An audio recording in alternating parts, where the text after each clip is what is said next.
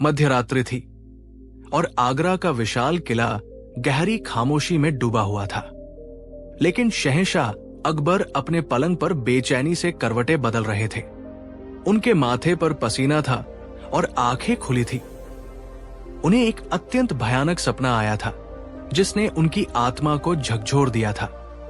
एक ऐसा सपना जिसका रहस्य उन्हें सोने नहीं दे रहा था। अगली सुबह जब दीवानों में दरबार लगा तो शहंशाह का चेहरा उतरा हुआ था। उनका शाही वैभव भी उनकी चिंता को छिपा नहीं पा रहा था। दरबारी फुसफुसा रहे थे, क्या किसी ने अकबर को नाराज किया? क्या कोई राजनीतिक संकट आया है? अकबर ने अपनी भारी आवाज में घोषणा की, कल रात मुझे एक ऐसा सपना आया है जिसने मेरी नींद छीन ली है। कोई भी दरबारी इसका अर्थ बताने की हिम्मत नहीं कर रहा है। बीरबल कहाँ है? उसे फौरन यहां हाजिर किया जाए। कुछ ही क्षणों में हमेशा की तरह संयमित और चेहरे पर हल्की मुस्कान लिए बीरबल ने प्रवेश किया। उन्होंने अदब से अभिवादन किया। अकबर ने बेचैनी से बीरबल की ओर देखा और गहरी सांस ली। बीरबल, तुमने हमेशा मुश्किलों का हल निकाला है, लेकिन आज बात बहुत गंभीर है। मैंने सपने में देखा कि मैं एक सुनसान बर्फीले पहाड़ की चोटी पर खड़ा हूं। मेरे सारे वस्त्र गल चुके हैं और मेरा शरीर ठंड से जम रहा है। तभी आसमान से सोने की एक विशाल तराजू बैलेंस स्केल उतरती है। एक पलड़े पर मेरा शाही ताज रखा था और दूसरे पलड़े पर एक छोटा सूखा पत्ता। जैसे ही मैंने उस पत्ते को छूने की कोशिश की, 1000 हाथों ने मुझे पकड़ लिया और नीचे अथाह खाई की ओर खींचने लगे। अकबर हाफ रहे थे। उन्होंने अपनी मुट्ठी भींच ली। बीरबल, मैं गिरने ही वाला था कि मेरी आंख खुल गई। मुझे डर है कि यह सपना मेरे शासन के पतन का संकेत है। मेरे दरबारी इस रहस्य को समझ नहीं पा रहे हैं और उन्होंने इसे एक भयंकर अपशगुन मान लिया है। सारा दरबार दहशत में था। दरबारी एक दूसरे की तरफ देखकर कानाफूसी कर रहे थे। बीरबल ने हमेशा की तरह शांत रहते हुए अपने होठों पर एक रहस्यमय मुस्कान लाई। उन्होंने अपने हाथ जोड़े और धीमी स्पष्ट आवाज में कहा, जहां पनाह, यह सपना जितना भयानक दिखता है उतना ही गहरा अर्थ रखता है, लेकिन इसके कई पहलू हैं। क्या उस पत्ते पर कोई निशान या अक्षर खुदा हुआ था? और क्या आपने उन हाथों का स्पर्श महसूस किया? अकबर ने एक गहरी सांस ली, जैसे उनके सीने पर रखा भारी पत्थर हट गया हो। बीरबल, तुम ही एकमात्र हो जो इस अंधकार में भी तर्क की रोशनी खोजते हो, उन्होंने कहा। नहीं, अकबर ने अपनी दाढ़ी सहलाते हुए उत्तर दिया। पत्ते पर कोई अक्षर नहीं था।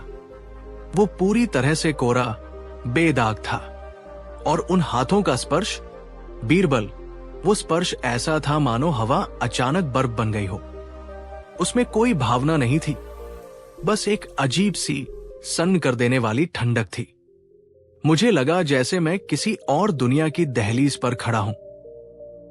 बीरबल ने अपनी आंखें बंद कर ली। कुछ क्षणों के लिए दरबार में इतनी खामोशी छा गई कि अगर कोई पत्ता भी गिरता तो उसकी आवाज साफ सुनाई देती। दरबारी उत्सुकता और भय के मिश्रण से बीरबल की ओर देख रहे थे। फिर बीरबल ने अपनी आंखें खोली और उनकी आंखों में एक नई चमक थी। जहां पनाह, यह सपना आपके पतन का नहीं, बल्कि आपकी असाधारण शक्ति का प्रतीक है। यह पतन का नहीं, परिवर्तन का संकेत है, और यह बदलाव केवल आपको ही करना होगा। उस कोरे पत्ते का अर्थ यह है कि कहानी जारी है। उस कोरे पत्ते का अर्थ यह है कि जहां पनाह, आपकी महानता का एक अध्याय अभी भी लिखा जाना बाकी है। वो कोरा पन्ना उस असंख्य प्रजा का प्रतीक है जिसकी आवाज आप तक नहीं पहुंच पाती। वो अनसुनी पीड़ा है जो आपके वैभवशाली महल की दीवारों के पीछे दबी रह गई है। बीरबल की इस व्याख्या से अकबर स्तब्ध रह गए। उनके चेहरे पर गहन चिंतन के भाव थे। लेकिन बीरबल, अकबर ने धीमी गंभीर आवाज में पूछा, अगर वो पत्ता कोरा है तो मैं दुनिया की दहलीज पर क्यों खड़ा था? आप दहलीज पर थे क्योंकि आप अपने साम्राज्य और उसके बाहर के सत्य के बीच खड़े हैं। उस कोरे पन्ने को भरने के लिए आपको अपने सिंहासन की ऊंचाई से उतरना होगा। आपको वो बदलाव लाना होगा, सिर्फ कानूनों में नहीं बल्कि सीधे लोगों के दिलों में। अब आपकी शक्ति का प्रयोग राजकोष भरने के लिए नहीं, बल्कि उस खालीपन को न्याय और करुणा से भरने के लिए होना चाहिए। अगर वो पन्ना सदा के लिए कोरा रह गया तो आपका नाम इतिहास में केवल एक राजा बनकर रह जाएगा, सम्राट नहीं। दरबार सांस रोके ये निर्णायक व्याख्या सुन रहा था। अकबर ने गहरी सांस ली। तो तुम चाहते हो कि मैं क्या करूं, बीरबल? बीरबल ने अदब से झुककर सिर उठाया। उनके चेहरे पर शांति और एक दृढ़ संकल्प था। जहांपना, अब शब्दों का नहीं, अनुभव का समय है। उस खाली पन्ने को भरने की शुरुआत सिंहासन से उतरकर ही हो सकती है। अकबर ने उत्सुकता से पूछा, तुम साफ साफ कहो बीरबल, मेरी प्रजा चाहती क्या है? वे आपके कानून नहीं, आपका हृदय चाहते हैं। बीरबल ने धीमे स्वर में कहा, इसलिए मैं चाहता हूं कि आज रात आप अपना शाही लिबास, अपना ताज और अपने पहरेदार त्याग दे। आप सम्राट नहीं, बल्कि वेश बदलकर आगरा के साधारण नागरिक अकबर बनकर मेरे साथ चले। दरबार में सन्नाटा छा गया। वजीर और मनसबदार अचंभे से फुसफुसाए। राजा गली में बीरबल ने अपनी बात जारी रखी, हमें वो खालीपन उन अंधेरी गलियों में खोजना होगा जहां न्याय की रोशनी कभी नहीं पहुंची। जहांपना, जब आप अपनी प्रजा की बात सीधे सुनेंगे, उनकी भूख और भय को करीब से देखेंगे, तभी आप उस सम्राट का नाम उस कोरे पन्ने पर हमेशा के लिए अंकित कर पाएंगे। अकबर ने एक पल के लिए अपनी मुट्ठी भींची। उनके चेहरे पर दुविधा नहीं, बल्कि एक नया उत्साह झलक रहा था। ठीक है बीरबल, आज रात हम निकलेंगे, ये जानने की मेरी प्रजा सच में क्या सोचती है। रात घिर चुकी थी। शाही किले की ऊंची दीवारें गहन चुप्पी ओढ़े थी, जैसे सदियों का राज छिपा रही हों। आधी रात के पहर गुप्त रास्तों से होते हुए दो साए महल से बाहर निकले। वे अब बादशाह और वजीर नहीं थे। अकबर ने एक साधारण किसान का मोटा ऊनी कुर्ता पहन रखा था और सिर पर पगड़ी की जगह फटा हुआ गमछा लपेटा था। बीरबल ने उन्हें ढांढस बंधाते हुए कहा, जहांपनाह, हमें गरीबों की तरह चलना होगा। कंधों को थोड़ा झुकाकर और आंखों में थोड़ी थकान लिए। जैसे ही वे शहर की संकरी बदबूदार गलियों में घुसे, जहां तेल के दियों की पीली रोशनी मुश्किल से पहुंचती थी, अकबर का दिल तेज धड़कने लगा। ये वो दिल्ली नहीं थी जिसे वो तख्त से देखता था। यहां हर कोने में एक अनकही कहानी सांस ले रही थी, एक डर जो हवा में घुला हुआ था। उन्हें पहली बार एहसास हुआ कि सम्राट होने के बावजूद वो अपनी ही राजधानी के एक हिस्से से कितने अनजान थे। बीरबल उन्हें एक टूटी फूटी झोपड़ी के पास ले गए, जहां एक बूढ़ी औरत सूखी लकड़ियां जलाकर खुद को गर्मी देने की असफल कोशिश कर रही थी। शुरुआत यही से करते हैं, जहांपनाह, बीरबल ने फुसफुसाया। सम्राट का पहला कदम प्रजा के आंगन में। बीरबल ने धीरे से खांसकर बूढ़ी औरत का ध्यान खींचा। माई, इतनी सर्द रात में आग नहीं जल रही? क्या लकड़ी गीली है? उस बूढ़ी औरत ने अपना चेहरा ऊपर उठाया। उसकी आंखें गड्ढों में धंसी थी, जिनमें बरसों की तकलीफ कैद थी। कौन माई? कौन बेटा? यहां तो बस जिंदगी की आग जलाने की असफल कोशिश हो रही है। उसकी आवाज में सूखी थकान थी। सब कुछ सूखा है, बस ये पेट की आग कभी नहीं बुझती। अकबर, जो अब एक साधारण राहगीर के वेश में थे, स्तब्ध थे। उन्होंने देखा कि औरत के हाथ इतने कांप रहे थे कि वो लकड़ी को ठीक से पकड़ भी नहीं पा रही थी। और क्या बादशाह को इन दुखों की खबर नहीं? अकबर ने खुद को रोक नहीं पाया और पूछा। वो बूढ़ी औरत अचानक जोर से हंसी, एक कर्कश, कड़वी हंसी। बादशाह, बेटा, बादशाह सिर्फ सोने के सिंहासन पर बैठता है। उनके आलिशान सपनों में गरीबी नहीं आती। हमारे लिए तो बादशाह वो सूरज है जो रोज उगता तो है पर उसकी गर्माहट हम तक कभी नहीं पहुंचने देता। ये सुनकर अकबर का हृदय कसैला हो गया। ये हंसी उन्हें उनके तख्त से भी ज्यादा भारी लगी। बीरबल ने संकेत किया और वे चुपचाप आगे बढ़ गए, गरीबी की परछाई में छिपे अगले रहस्य की ओर। वो कड़वी हंसी अकबर के दिल में गहरी उतर गई थी। उनके कदम अब जमीन पर नहीं बल्कि अपराध बोध के भारी गलीचे पर पड़ रहे थे। उन्होंने चुपचाप बीरबल की ओर देखा, जिसकी आंखें भी इस गरीबी की टीस से नम थी। वे आगे बढ़े और एक बेहद संकरी स्याह गली में रुके। यहां रोशनी का नामो निशान नहीं था। उन्होंने देखा कि एक अधेड़ उम्र का कारीगर अपनी छोटी सी झोपड़ी के बाहर बैठा मिट्टी के दिए को बार बार फूंक रहा था, पर दिया जलता ही नहीं था। बीरबल, ये क्यों नहीं जल रहा? अकबर ने फुसफुसाया। बीरबल ने धीमी आवाज में जवाब दिया, जहां पनाह, तेल नहीं है। ये कारीगर दिन भर काम करता है पर इसकी कमाई साहूकार ले जाता है। इसके पास रोटी के लिए भी संघर्ष है। दिए के लिए तेल कहां से आएगा? ये सिर्फ अपने सपने को जलाने की आखिरी नाकाम कोशिश कर रहा है। अकबर ने महसूस किया कि ये अंधेरा सिर्फ गली का नहीं बल्कि उनके साम्राज्य की हकीकत का था। गरीबी की इस दूसरी परछाई ने उन्हें और भी ज्यादा अकेला और नाकाम महसूस कराया। तभी अचानक उस कारीगर ने दिए को जमीन पर पटक दिया और फूट फूट कर रोने लगा। यह दृश्य अकबर के दिल को छेद गया। अकबर की आंखों से नींद मानो छिन गई थी। यह कोई सपना नहीं बल्कि एक कड़वा सत्य था जो उन्हें उनकी आलीशान जिंदगी के बीचों बीच मिला था। वो आगे बढ़कर उस कारीगर को ढांढस बंधाना चाहते थे, लेकिन उनके पैर जमीन में धंस गए थे। उनकी शाही पोशाक इस गली की गरीबी के सामने अचानक बहुत भारी और बेमानी लगने लगी। वो अपनी सत्ता के होते हुए भी पहली बार इतने लाचार महसूस कर रहे थे। तभी बीरबल ने धीरे से अकबर का हाथ छुआ। जहां पनाह, उनकी आवाज गंभीर थी।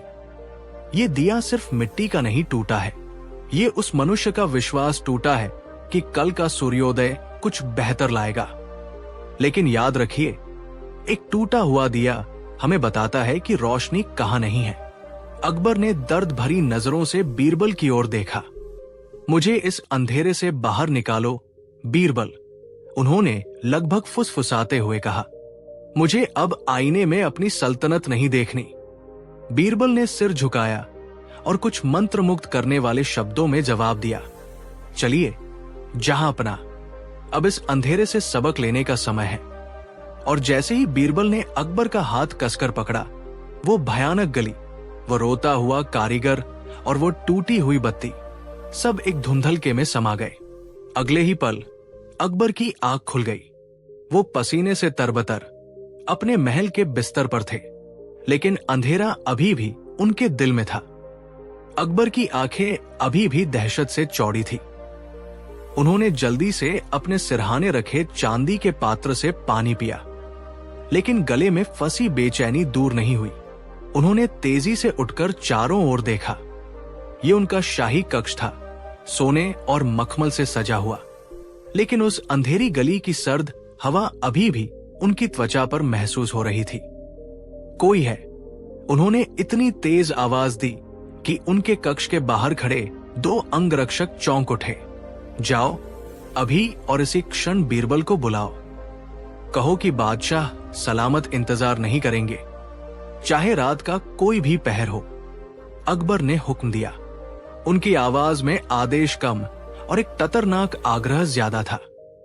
पहरेदार ने बादशाह के चेहरे पर छाई अभूतपूर्व पीड़ा और पसीने को देखा और बिना कोई सवाल किए तीर की तरह भागा। अकबर अपने कमरे में बेचैनी से टहल रहे थे।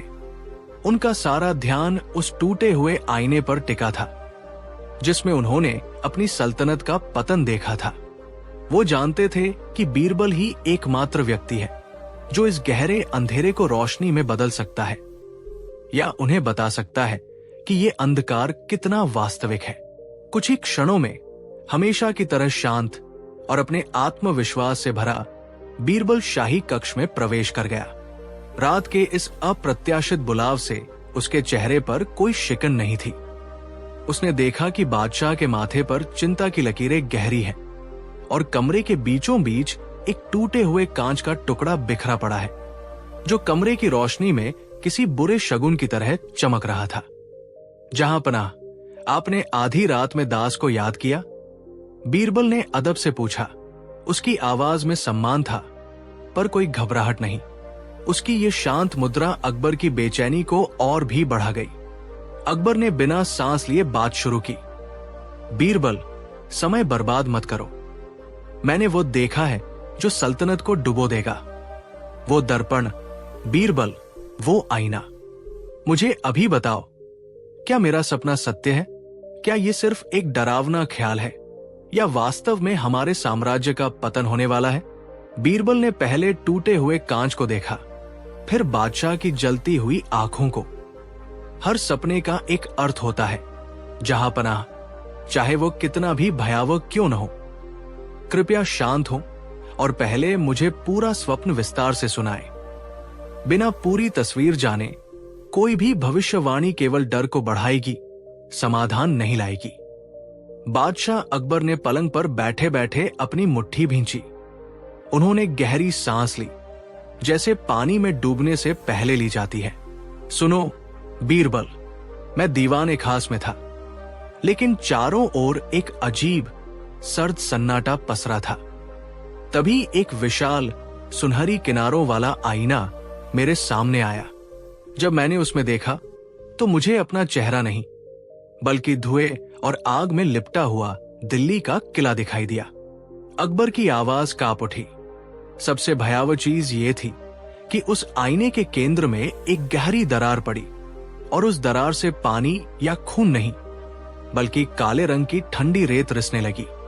वो रेत नहीं थी बीरबल, वो समय था जो हमारी सल्तनत के स्तंभों को धीरे धीरे खा रहा था। जब वो शीशा पूरी तरह टूटा तो मुझे एक झलक मिली। मैंने देखा कि साम्राज्य की तिजोरी खाली है और न्याय का तराजू टूटने वाला है। बादशाह ने बीरबल की आंखों में झांका। मुझे सपने में यह भी पता चला कि इस तबाही का कारण कोई बाहरी हमलावर नहीं, बल्कि कोई ऐसा है जो यहीं इसी महल में रहता है। क्या यह सपना मुझे मेरी ही मौत दिखा रहा था? बीरबल, जहां पनाह, मृत्यु तो ईश्वर के हाथ में है, और ऐसे सपने अक्सर भविष्य की चेतावनी होते हैं, न कि उसका सीधा फरमान, बीरबल ने शांत स्वर में कहा, लेकिन उनकी आंखें गहराई से चमक रही थी। वो काली रेत समय नहीं थी बादशाह, वो भ्रम था। वो भ्रम जो हमें अपने ही सबसे वफादार लोगों पर शक करने को मजबूर करता है। बीरबल ने सम्मान से सिर झुकाया। तिजोरी खाली इसलिए नहीं है कि किसी ने सीधे चोरी की है, बल्कि इसलिए कि शायद हम गलत लोगों पर भरोसा कर रहे हैं और गलत जगह खर्च कर रहे हैं। और न्याय का तराजू इसलिए टूटेगा क्योंकि दरबार के लोग न्याय और कर्तव्य में अंतर भूल गए हैं। भीतर का शत्रु कोई व्यक्ति नहीं, जहां पनाह, ये बढ़ती हुई असंतोष की भावना है। यदि आप आज्ञा दें तो मैं एक ऐसी कसौटी परीक्षा तैयार कर सकता हूं जिससे पता चले कि हमारे कौन से स्तंभ मजबूत हैं और किनमें सचमुच दीमक लग चुकी है। हमें सपने को नहीं, बल्कि उस सच्चाई को परखने की आवश्यकता है जो ये सपना दिखा रहा है। अकबर ने एक गहरी सांस ली। जरूर बीरबल, मैं इस सपने की जड़ तक पहुंचना चाहता हूं। बताओ, वो कसौटी क्या होगी? बीरबल ने सम्मानपूर्वक सिर झुकाया, लेकिन उनकी आंखों में एक ऐसी शरारत भरी चमक थी जो किसी बड़े षड्यंत्र की ओर इशारा कर रही थी। जहां पनाह, परीक्षा बहुत साधारण होगी, इतनी साधारण कि किसी को शक न हो। अगले 3 दिन मैं दरबार में खजाना और रक्षा से संबंधित कुछ झूठी सूचनाएं फैलाऊंगा। अकबर ने अपनी भौहें चढ़ाई। झूठी सूचनाएं? इसका क्या लाभ होगा बीरबल? लाभ ये, बादशाह सलामत। बीरबल ने समझाना शुरू किया कि जब भय और लालच का माहौल बनेगा तब हर दरबारी की असली वफादारी सामने आएगी।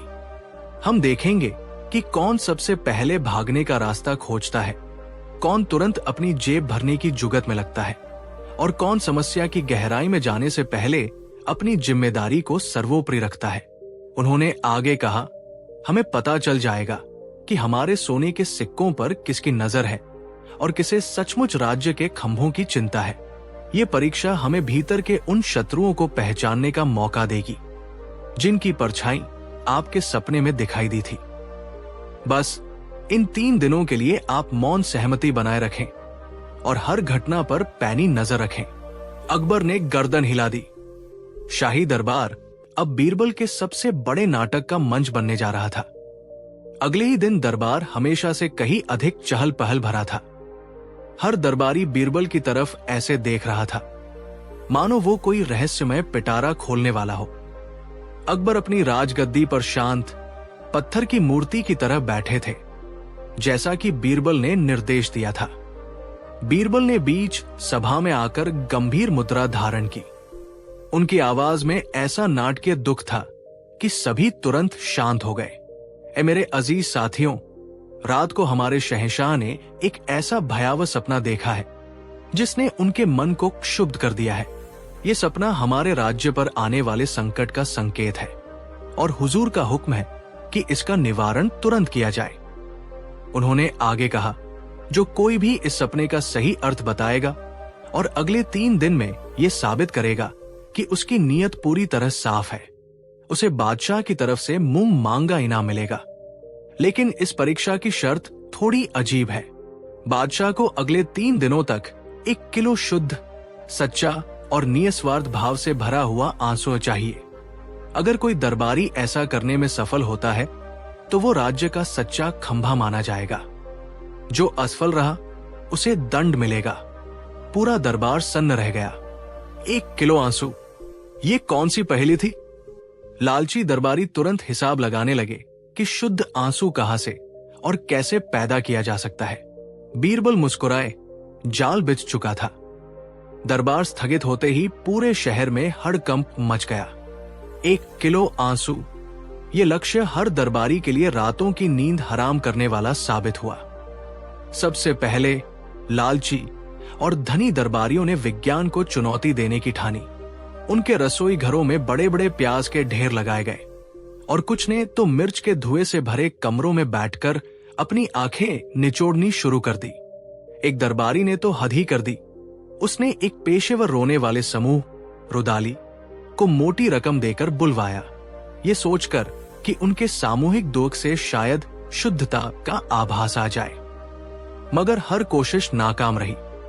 आंसू तो बहुत निकले, लेकिन जब उन्हें तोला जाता तो उनका वजन केवल पानी का होता था, शुद्ध निस्वार्थ भाव का शून्य।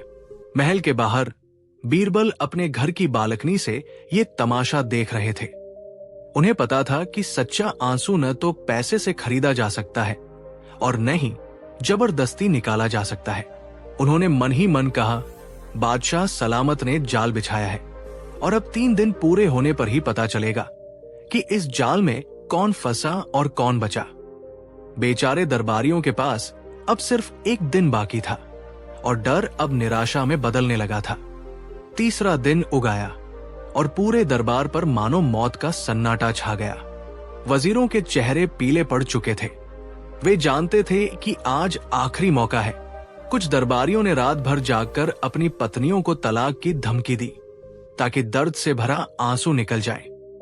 कुछ ने मिर्च पीसकर आंखों में डालने की कोशिश की, पर राजा का पैमाना भावनात्मक शुद्धता का था, न कि शारीरिक जलन का। दरबार में प्रवेश करते ही बादशाह अकबर ने सबका तनाव महसूस किया। उन्होंने बीरबल को छोड़कर, जो हमेशा की तरह शांत और मुस्कुराते हुए थे, बाकियों की तरफ देखा।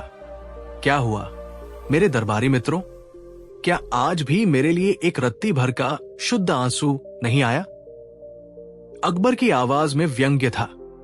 तभी एक बूढ़े वजीर ने हिम्मत जुटाई। वो हाथ जोड़कर बोला, जहां पनाह, हम विफल रहे। ये कार्य हमारी क्षमता से परे है। अब सिर्फ शाम तक का समय बचा था और सभी की निगाहें बीरबल पर टिक गई। वे ही एकमात्र व्यक्ति थे जिन्होंने अभी तक कोई प्रयास नहीं किया था।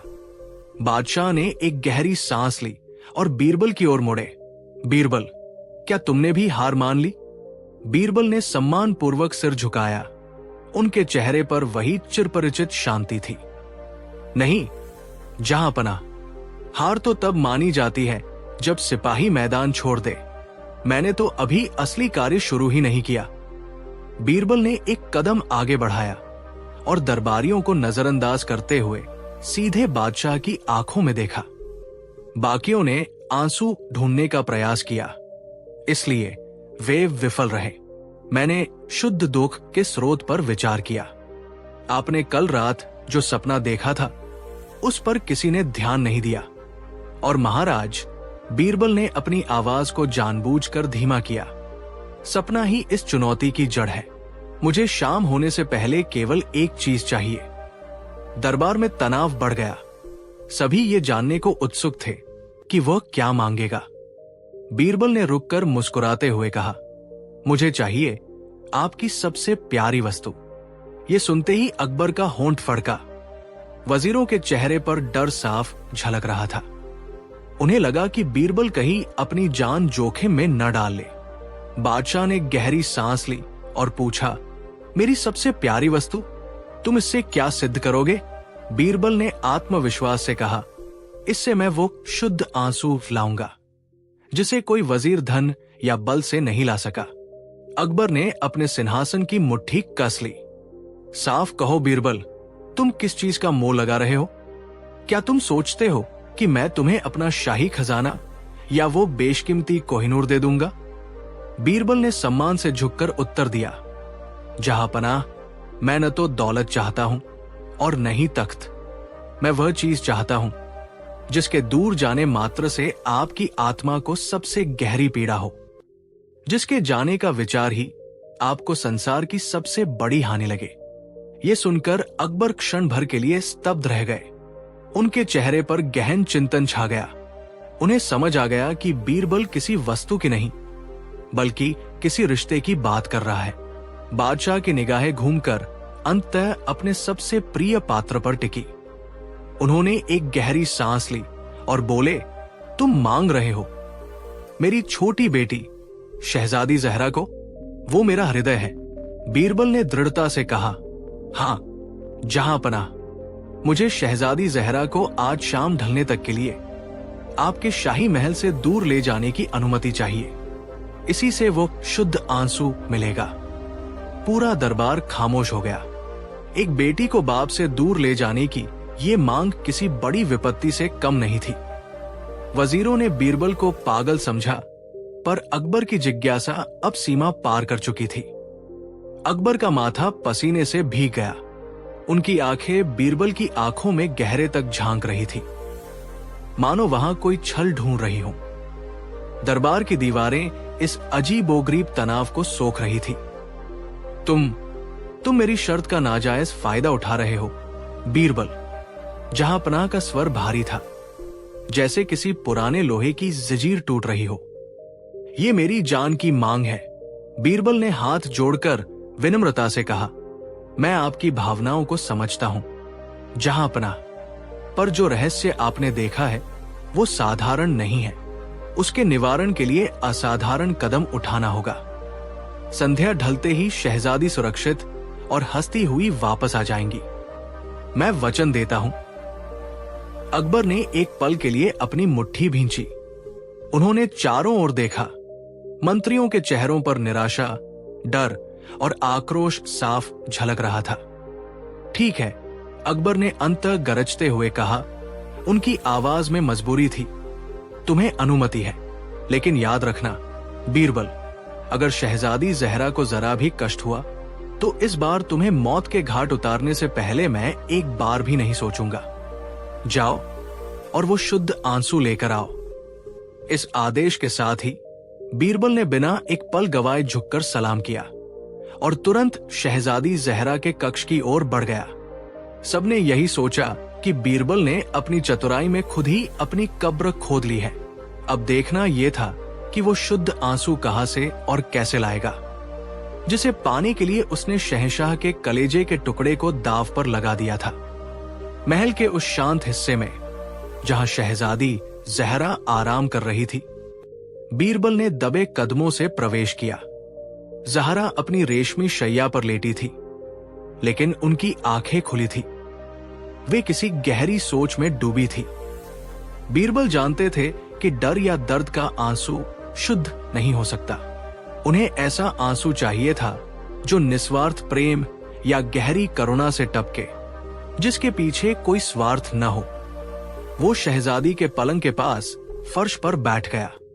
शहजादी, उसने धीरे से कहा, क्या आप मेरे लिए एक छोटी सी कहानी सुनेंगी? ज़हरा ने उत्सुकता से सिर हिलाया। बीरबल ने फिर एक अत्यंत गरीब किसान की मार्मिक कहानी सुनानी शुरू की, जिसका इकलौता सहारा उसकी बूढ़ी और वफादार कुतिया अकाल के कारण मरने वाली थी। बीरबल की कहानी में ऐसी सच्चाई और दर्द था कि कुछ ही पलों में ज़हरा की आंखें भर आई। अपनी परवाह छोड़कर उस अनजान जीव के कष्ट से उपजा वो अनमोल शुद्ध आंसू ज़हरा की पलक से फिसलकर उनके गालों पर आ गया। बीरबल ने फौरन उस एक बूंद को सावधानी से एक छोटी चांदी की डिबिया में बंद कर लिया। अब असली चुनौती थी वापस जाकर शहंशाह का सामना करना। बीरबल ने पूरी शान और आत्मविश्वास के साथ शाही दरबार में कदम रखा। शहंशाह अकबर एक गहरी उदासी और बेचैनी में डूबे हुए थे। उन्होंने सिर उठाकर बीरबल की ओर देखा। क्या लाए हो बीरबल? क्या उस जलते हुए संसार को बुझाने का कोई उपाय मिला? बीरबल ने चांदी की छोटी डिबिया अदब से बादशाह के सामने पेश की। जहां पनाह दुनिया को दौलत या शक्ति से नहीं, बल्कि एक पवित्र भावना से बचाया जा सकता है। यह है उस सपने का इलाज, दुनिया का सबसे अनमोल तत्व। अकबर ने उत्सुकता से डिबिया खोली। अंदर केवल एक छोटी पारदर्शी बूंद थी। ये क्या है बीरबल? सिर्फ पानी की एक बूंद? मैंने तुम्हें सबसे शुद्ध चीज लाने को कहा था। बीरबल ने अपनी मुस्कान गहरी करते हुए उत्तर दिया, हुजूर, ये सिर्फ पानी नहीं, ये एक राजकुमारी की आंख से टपका करुणा का अंश है। वो आंसू जो उसने अपनी परवाह छोड़कर एक अत्यंत गरीब किसान के मरते हुए बेजुबान जीव के दुख को देखकर बहाया। यही है निस्वार्थ दया का प्रतीक, और यही आपके जलते सपने को शांत करेगा। दरबार में सन्नाटा छा गया। अब बीरबल को यह समझाना था कि एक साधारण आंसू ने कैसे शहंशाह के भयावह सपने का रहस्य खोल दिया। शहंशाह अकबर, जो अब तक अपने आसन पर बेचैन थे, सीधे खड़े हो गए। उनकी आवाज में एक अजीब सी अधीरता और जिज्ञासा थी। ये कैसी पहेली है बीरबल? मेरे सपने में आग थी, चारों ओर धूल और राख थी, जलता हुआ आसमान था। मैं भाग रहा था और मेरी प्यास किसी भी स्रोत से नहीं बुझ रही थी। तुम एक आंसू की बात कर रहे हो, ये आग को कैसे बुझाएगा? बीरबल ने अदब से झुककर कहा, हुजूर, सपने केवल भविष्य की चेतावनी नहीं होते, वे हमारे मन का दर्पण होते हैं। आपके सपने की वो भयंकर आग वास्तव में आपकी प्रजा के बीच पनप रहे स्वार्थ और कठोरता की गर्मी थी। आपने देखा कि धन, शक्ति और महत्वाकांक्षा की प्यास ने हर रिश्ते को सुखा दिया है। जब राज्य में दया और करुणा सूख जाती है तो आत्मा जलने लगती है। आपकी अंतरात्मा यही संकेत दे रही थी, और इस आग को बुझाने की क्षमता केवल एक ही चीज में है, वो है निष्कलंक निस्वार्थ प्रेम। इसीलिए हुजूर, ये आंसू जिसे लालच छू भी नहीं पाया, आपके जलते हुए सपने और बेचैन मन को शीतलता देगा। अकबर ने अपनी आंखें बंद कर ली। बीरबल के शब्दों का गहरा अर्थ अब उन्हें छू रहा था। उन्हें लगने लगा था कि उनके भयानक सपने का रहस्य वास्तव में कितना सरल था। अकबर ने गहरी सांस ली और आंखें खोली। उनकी दृष्टि में अब वही राजसी तेज था, पर उसमें एक नई कोमलता झलक रही थी। उनके होठों पर एक क्षण के लिए अजीब सी निराशा फैली। बीरबल, बादशाह ने भारी आवाज में कहा, तुमने मेरी अंतरात्मा का दर्पण साफ कर दिया। मुझे अब स्पष्ट दिखता है कि मेरे राज्य के खजाने भरे हुए हैं, पर मेरा हृदय दरिद्र है।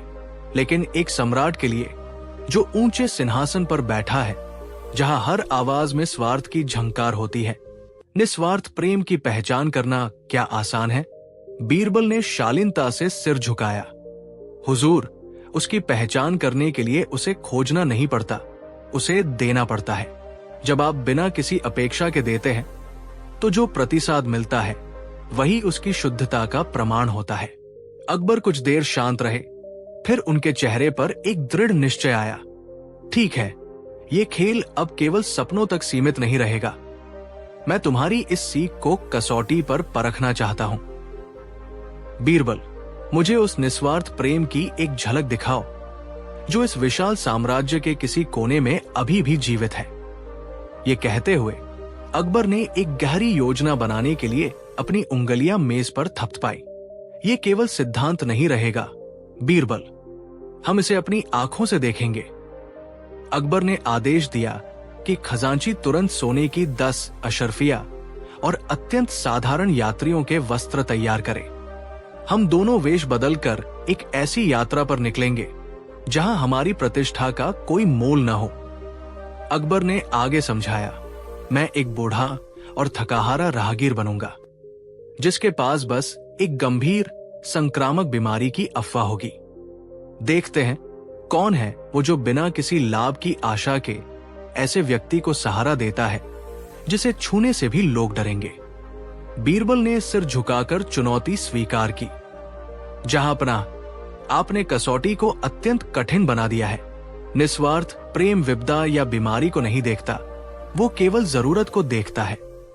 उन्होंने सुझाव दिया, हमारा लक्ष्य किसी बड़े शहर की बजाय साम्राज्य के किसी ऐसे दूरस्थ गांव में होना चाहिए जहां शाही सहायता शायद ही पहुंचती हो। वहीं हमें मानवता का सच्चा अनगढ़ स्वरूप मिलेगा। अकबर की आंखों में रोमांच था। बहुत खूब, तैयारी करो।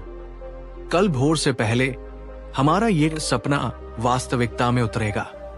अगली सुबह पौ फटते ही 2 सादे वस्त्र पहने यात्री शाही अस्तबल से चोरी छिपे निकले। एक की कदकाठी राजसी थी जिसके चेहरे पर दृढ़ निश्चय था, जबकि दूसरे की आंखों में गहन चतुराई झलक रही थी। उन्होंने उत्तर पूर्व की ओर रुख किया, जहां धूलपुर नाम का एक अत्यंत उपेक्षित और निर्जन गांव स्थित था। 2 दिन की मुश्किल यात्रा के बाद जब वे धूलपुर की सीमा पर पहुंचे तो हवा में अजीब सी खामोशी और सड़न महसूस हुई। सड़कें खाली थी, घरों के दरवाजे अंदर से बंद थे, मानो गांव को किसी अदृश्य प्रेत ने जकड़ लिया हो। बीरबल ने घोड़े की लगाम थाम ली। जहांपनाह, बीरबल ने फुसफुसाते हुए कहा, अफवाह है कि यहां एक भयंकर ज्वर फैला है जिसे लोग अछूत रोग कहते हैं। इसी डर से पड़ोसी भी अपनों का साथ छोड़ चुके हैं। ये चुनौती वैसी ही है जैसी आपने रात को खींची थी। अकबर ने गहरी सांस ली। चेहरे पर न भय था न संकोच, केवल एक तीव्र जिज्ञासा थी। उन्होंने आदेश दिया, चलो फिर, अब देखेंगे कि इस विपदा के अंधेरे में भी मानवता की ज्योति कहीं जलती है या नहीं। वे सावधानी से गांव के मुख्य चौक की ओर बढ़े। वे मुख्य चौक पर पहुंचे। समय ठिठका हुआ सा लग रहा था। चौक पूरी तरह वीरान था, मगर हवा में एक भारीपन था। जलती हुई लकड़ियों की अधूरी राख और सूखे पत्तों की गंध जो भय की कहानी सुना रही थी। चारों ओर फैले हुए बर्तन, आधे खुले दरवाजे और जमीन पर बिखरी मुट्ठी भर दाल, सब जल्दबाजी में भागने की गवाही दे रहे थे। अकबर की नजर चौक के कोने में बनी एक छोटी टूटी झोंपड़ी पर पड़ी। वहां पूर्ण सन्नाटा नहीं था। एक बहुत ही धीमी लयहीन आवाज आ रही थी, जैसे कोई गहरी पीड़ा में कराह रहा हो। बीरबल ने तलवार की मूठ पर हाथ रखा। लगता है जहांपनाह, कोई पीछे छूट गया है। अकबर ने सिर हिलाया। बीरबल, यदि वे भागे नहीं तो वे या तो मर चुके हैं या फिर वे मानवता की अंतिम लौ है। वे दोनों दबे कदमों से झोंपड़ी की ओर बढ़े। अंदर झांकने पर उन्होंने देखा एक वृद्ध महिला जिसका शरीर ज्वर से तप रहा था, कांपते हाथों से अपने पोते को मिट्टी के प्याले से एक एक बूंद पानी पिलाने की कोशिश कर रही थी। बच्चे ने अपनी नन्ही आंखें खोलकर अपनी दादी को देखा, भयमुक्त, केवल स्नेह से भरा हुआ। अकबर ने धीरे से कहा, मेरा सपना बीरबल, मेरी रात की चुनौती, मानवता ने अभी हथियार नहीं डाले हैं। बीरबल ने धीरे से कहा, जहां पनाह, आपका सपना स्वयं को प्रकट कर रहा है।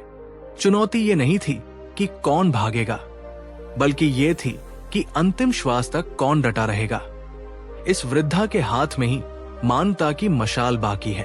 अकबर का हृदय करुणा से भर उठा।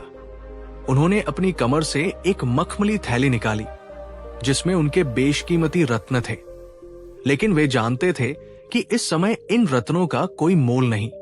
वो शाही वस्त्रों की परवाह किए बिना झोंपड़ी के सूखे तिनकों पर घुटने टेक कर बैठ गए। उन्होंने तुरंत बीरबल को आदेश दिया, बीरबल, अभी जाओ और शाही हकीम को बुलाओ, चाहे वो आधी रात की नींद में ही क्यों न हो, और हमारे शाही खजाने से सबसे शुद्ध घी और शरबत यहां लाया जाए। इस चुनौती ने हमें दिखा दिया कि प्रेम ही वो दीवार है जिसे विपदा कभी नहीं तोड़ सकती। अब हमारा कर्तव्य है कि हम इसे बचाएं। बीरबल ने तुरंत सलाम किया और उस अंधेरी रात में मदद लाने के लिए दौड़ पड़ा। बादशाह अकबर के माथे पर चिंता की लकीरें गहरी थी। सोने के सिंहासन पर बैठने वाले सम्राट के लिए ये झोंपड़ी, ये बीमारी और ये असहायता एक अजीब सबक था। वो मन ही मन प्रार्थना कर रहे थे कि समय न फिसले। उन्हें महसूस हुआ कि दुनिया के सारे हीरे जवाहरात भी इस क्षण की शांति या इस जीवन की एक सांस खरीद नहीं सकते। तभी धूल भरी सड़क पर दूर से मशालों की रोशनी दिखाई दी। बीरबल तूफान की गति से लौटा था। उसकी सांसें तेज चल रही थी, पर उसकी आंखों में कर्तव्यनिष्ठा की चमक थी। उसके पीछे शाही हकीम दौड़ते हुए आ रहे थे, जो आधी नींद में होने के कारण अपनी पगड़ी भी ठीक से नहीं बांध पाए थे। 2 सेवक भी थे जिनके हाथों में चांदी के कटोरे में शुद्ध घी और मीठा शरबत था।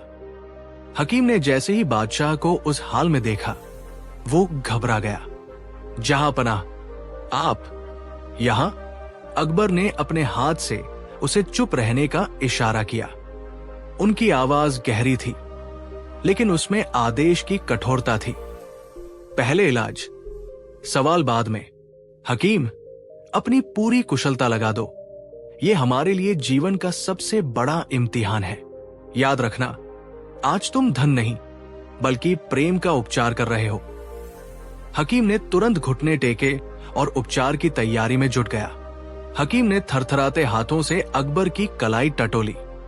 नाड़ी तो सामान्य थी, पर बादशाह का मन किसी गहरे सागर सा अशांत लग रहा था। ये कौन सा प्रेम का उपचार था जिसकी परिभाषा शाही वैद्य के ज्ञान से परे थी? अकबर ने उसकी बेचैनी भांप ली। उन्होंने अपनी आंखें बंद की और गहरी सांस लेते हुए कहा, हकीम, तुम जिसे उपचार समझ रहे हो वो असल में एक टूटे हुए वायदे को पूरा करने की जद्दोजहद है। कल रात हमने एक अजीब सपना देखा जिसने हमें नींद में भी चैन नहीं लेने दिया। हकीम ने हिम्मत जुटाकर फुसफुसाया, कैसा सपना?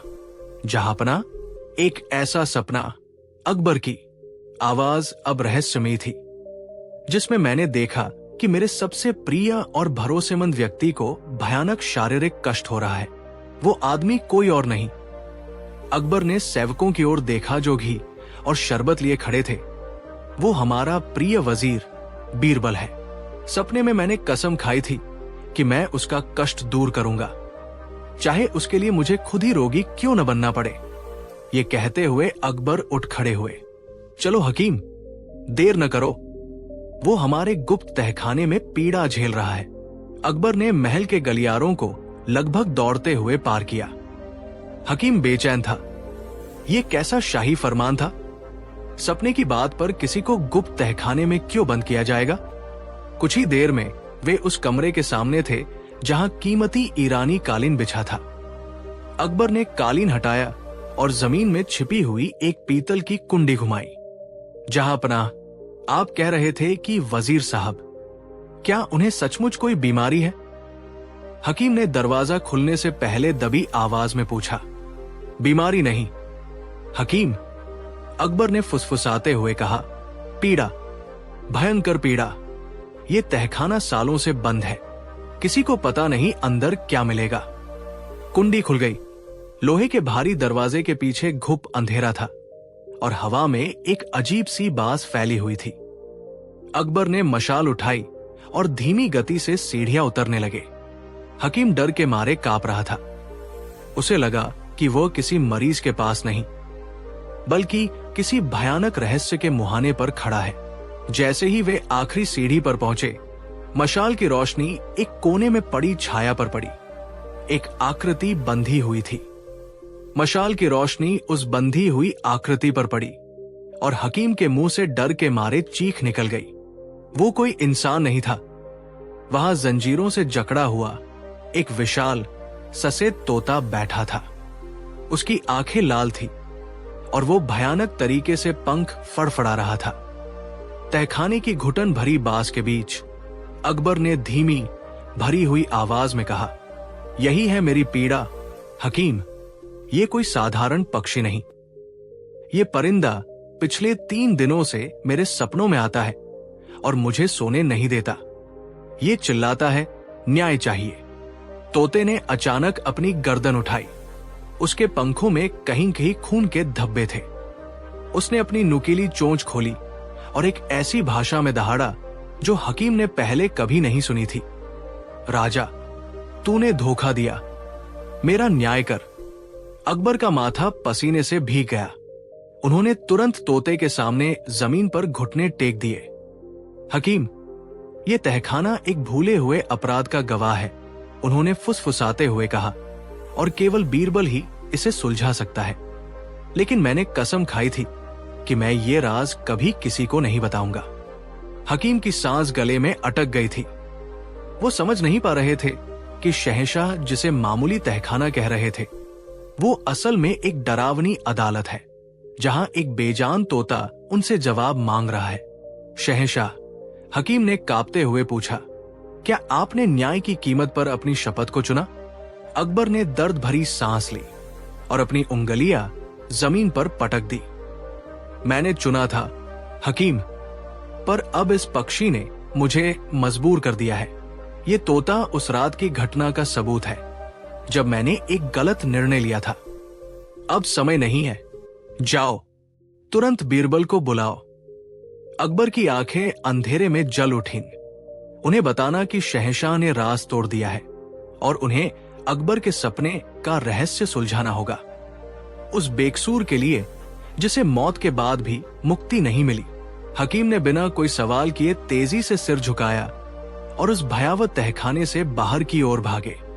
जैसे ही वो दरवाजे से गुजरे, उन्होंने सुना कि तोते ने धीमे लेकिन स्पष्ट स्वर में बीरबल का नाम दोहराया, मानो वो जानता हो कि अब असली खेल शुरू होगा। शाही हकीम ने अपनी पगड़ी कसकर बांधी और पूरी ताकत से भागा। उसके कानों में अभी भी तोते की वो मंद गूंज थी और आंखों में शहंशाह अकबर का बेचैन अपराध बोध से भरा चेहरा।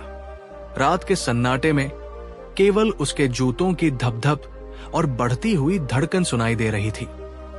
चंद ही मिनटों में वो आगरा की उस शांत गली में पहुंच गया जहां बीरबल का विनम्र निवास था।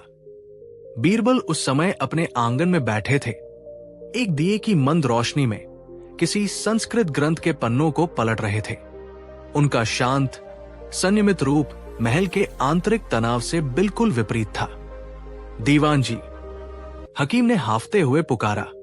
माफ करना, पर शहंशाह का अति शीघ्र बुलावा आया है। बहुत बड़ी बात है, ये मौत से जुड़ी है।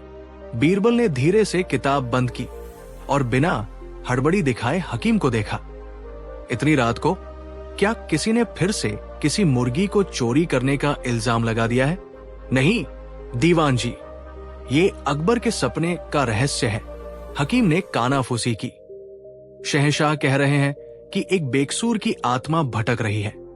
और अगर कल सुबह तक उसे न्याय नहीं मिला तो अनर्थ हो जाएगा। बीरबल के चेहरे पर अब शांति नहीं थी। उनकी भौहें तंग गई। वो समझ गए कि ये महज कोई पहेली नहीं, बल्कि न्याय और पछतावे का एक पुराना हिसाब है। उन्होंने तुरंत अपनी तलवार उठाई और हकीम के साथ वापस महल की ओर चल दिए। असली खेल अब शुरू होने वाला था। बीरबल ने बिना समय गवाए सीधे बादशाह के शयन कक्ष में प्रवेश किया। रात का सन्नाटा ऐसा था कि फर्श पर रखे दिए की लौ भी डर से कांप रही थी। शहंशाह अकबर पलंग पर नहीं, बल्कि कमरे के बीचों बीच बेचैनी से टहल रहे थे। उनका शाही लिबास अस्त व्यस्त था और माथे पर पसीने की बूंदें थी। जहां पनाह, बीरबल ने शांति से कहा, अपनी तलवार को किनारे रखते हुए। कौन सा अनर्थ है जो कल सुबह होने वाला है? अकबर ने उन्हें देखा। उनकी आंखों में भय और अपराध बोध दोनों थे। बीरबल, वो बेकसूर, वो व्यापारी जिसे मैंने वर्षों पहले एक गलत रिपोर्ट के आधार पर दंडित किया था। सपने में उसकी आत्मा मेरे खजाने वाले कमरे की ओर इशारा कर रही थी। उसने कहा, न्याय बंद है, उसी संदूक में छिपा है सारा सच। मैंने उस संदूक को खोलने की बहुत कोशिश की, पर वो पत्थर की तरह जमा हुआ है। अगर वो सच बाहर नहीं आया तो ये पश्चाताप मेरी सल्तनत को बर्बाद कर देगा। बीरबल की आंखें संदूक की दिशा में घूमी। एक विशाल लोहे का संदूक जिस पर शाही मुहर लगी थी। संदूक की चाबी आपके पास ही होगी, जहांपना? बीरबल ने पूछा। उनकी आवाज में अब एक नया दृढ़ संकल्प था। अगर चाबी है तो ताला भी टूटेगा। नहीं बीरबल, चाबी है ही नहीं। अकबर ने हताशा से सिर झुकाया। वो चाबी तो उस व्यापारी की कब्र में दफन है। ये सुनकर बीरबल के चेहरे पर हल्की सी मुस्कान आई। तो असली खेल कब्र से शुरू होगा। हमें सुबह होने से पहले उस संदूक को खोलना होगा। जहांपना। ठीक है, जहांपना। समय कम है और रात गवाह बनने को तैयार नहीं है। बीरबल ने तुरंत 2 सबसे वफादार सेवकों को संकेत दिया, जो बिना सवाल किए औजार ले आए। अकबर का चेहरा पीला पड़ चुका था, पर बीरबल की आंखों में आत्मविश्वास की चमक थी। ये कार्य अत्यंत गोपनीय था। वे चुपचाप महल की पिछली दीवार से होते हुए शहर के बाहरी किनारे पर स्थित पुराने कब्रिस्तान की ओर चल पड़े। रात का सन्नाटा इतना गहरा था कि उनके कदमों की आहट भी भयानक लग रही थी। अकबर बार बार पीछे मुड़कर देख रहे थे। उन्हें डर था कि कहीं कोई उन्हें इस अनैतिक कार्य के लिए पकड़ न ले। कब्रिस्तान में पहुंचकर अकबर ने वो खास कब्र पहचानी। एक टूटी हुई समाधि जिसके ऊपर बरसों पुराना पीपल का पेड़ खड़ा था। बीरबल ने औजार संभाला। एक गहरी सांस लीजिए, जहांपना। हम केवल मिट्टी नहीं, बल्कि साम्राज्य का भविष्य खोदने जा रहे हैं। जैसे ही फावड़ा जमीन से टकराया, उसकी खनकती आवाज ने रात की चुप्पी को भंग कर दिया। कुछ ही मिनटों की कड़ी खुदाई के बाद अकबर ने राहत भरी सांस ली। जब उनका औजार किसी कठोर धातु से टकराया, अकबर की सांसें तेज हो गई। उन्होंने फौरन घुटनों के बल बैठकर मिट्टी को हाथों से कुरेदना शुरू कर दिया। कुछ ही क्षणों में उन्होंने और बीरबल ने मिलकर उस वस्तु को बाहर निकाला। वो एक पुराना जंग लगा लोहे का संदूक था, जो बरसों से जमीन के भीतर समय की परतों को सहेज रहा था। ये कोई खजाना नहीं है, जहांपनाह। बीरबल ने संदूक का वजन मापते हुए कहा, यह इससे कहीं ज्यादा कीमती हो सकता है। अकबर का हाथ कांप रहा था। उन्होंने बीरबल से जबरदस्ती संदूक छीन लिया और उसे खोलने की कोशिश की। ढक्कन पर कोई ताला नहीं था, लेकिन जंग ने उसे इस तरह कस दिया था कि वो टस से मस नहीं हो रहा था। बीरबल ने औजार की नोक फंसाई और एक कर्कश चीख जैसी आवाज के साथ संदूक का ढक्कन खुल गया। अंदर की वस्तु पर जैसे ही रात की हवा पड़ी, उसने एक तेज मध्यम नीली रोशनी बिखेरी। ये न तो सोना था, न ही चांदी, बल्कि एक क्रिस्टल की गेंद जैसी दिखने वाली अजीब वस्तु थी, जिसके भीतर कोई प्रतीक घूम रहा था। उस रहस्यमय चमक ने तुरंत कब्रिस्तान की पूरी अंधेरी रात को अपनी गिरफ्त में ले लिया। बीरबल ने अचंभे से उस वस्तु को देखा जिसे वो किसी भी लोक की नहीं मान सकते थे। जैसे ही उन्होंने उसे छूने के लिए हाथ बढ़ाया, अंदर घूमता प्रतीक अचानक तेज हो गया। नीली रोशनी इतनी तीव्र हुई कि बीरबल को क्षण भर के लिए अपनी आंखें बंद करनी पड़ी। उसी पल उनके कानों में एक धीमी फुसफुसाहट वाली आवाज गूंजी, जैसे हजारों वर्ष पुरानी हवाएं एक साथ बोल रही हों। अगले ही पल बीरबल को लगा जैसे वे कब्रिस्तान में नहीं बल्कि सीधे बादशाह अकबर के कमरे में पहुंच गए हैं। उन्होंने वही भयानक सपना देखा जो बादशाह ने वर्णन किया था। एक खाली सिंहासन और सिंहासन के पीछे से झांकता एक काला साया जो लगातार हंस रहा था। बीरबल का माथा पसीने से भीग गया। ये जादुई गेंद केवल सपने को नहीं दिखा रही थी, बल्कि उस सपने के पीछे छिपी शक्ति का प्रदर्शन कर रही थी। दरबार में हाहाकार मच गया। बादशाह अकबर अपनी जगह से लगभग उछल पड़े। सिपाहियों, इसे मार डालो। परंतु बीरबल अपनी जगह से नहीं हिले। वो मुस्कुराए, लेकिन उनकी आंखें बिजली की तरह तेज थी। ठीक उसी क्षण जब फैजल का खंजर हवा चीरता हुआ उनके सीने को भेदने वाला था, बीरबल ने अपनी आवाज की पूरी शक्ति से चिल्लाकर कहा, बादशाह सलामत। याद है आपने कल रात सपने में जो 2 रास्ते देखे थे? ये वो कांटों वाला रास्ता था। ये अप्रत्याशित चिल्लाहट सुनकर फैजल एक पल के लिए हक्का बक्का रह गया। उसकी गति धीमी पड़ गई। इसी क्षणिक देरी का फायदा उठाकर महल के गुप्त सिपाहियों ने उसे तुरंत धर दबोचा।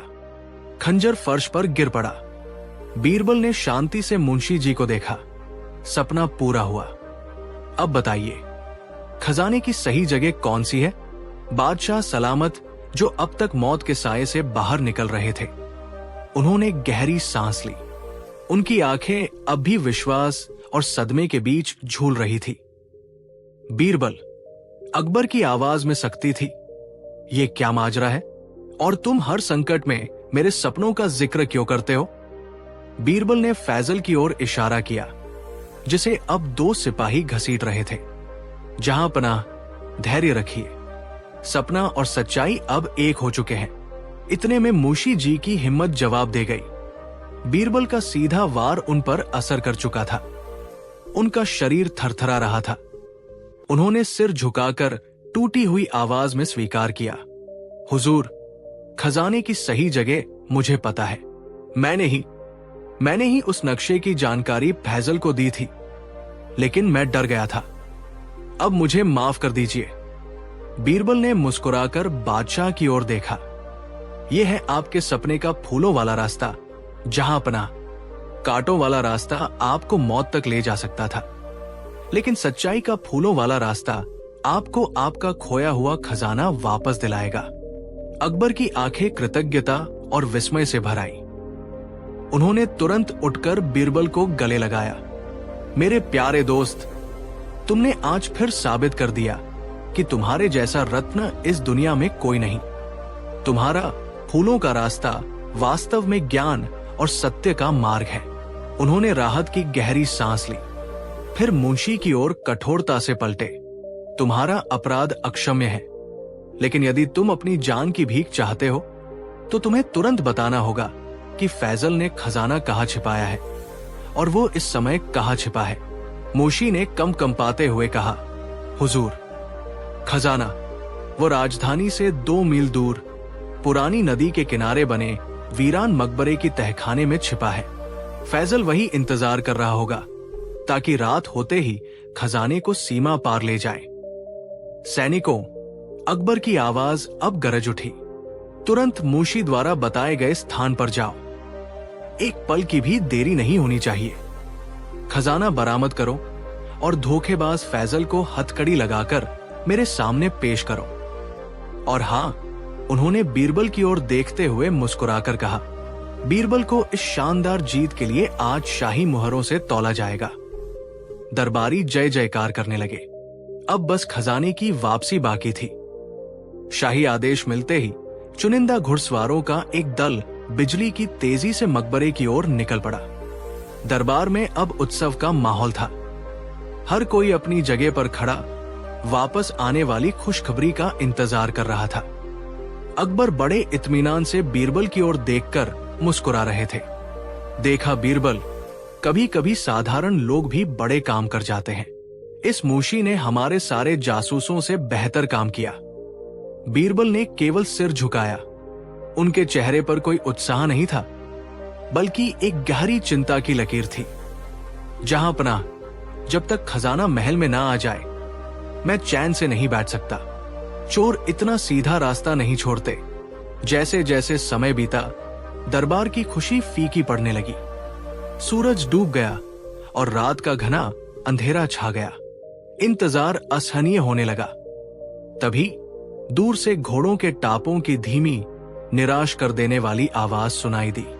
सैनिक वापस आए, धूल से सने, लेकिन उनके हाथ खाली थे। उनके कमांडर ने घबराकर सूचना दी, माफी जहां पनाह, मकबरा वीरान था, तहखाना खाली था। फैजल वहां कभी नहीं था।